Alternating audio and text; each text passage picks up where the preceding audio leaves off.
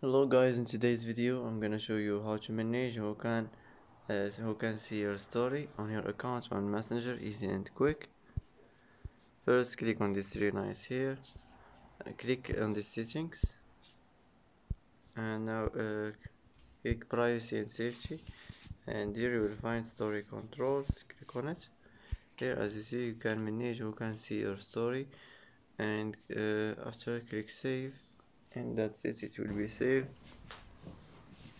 And that's it for today. And that's it for today's video.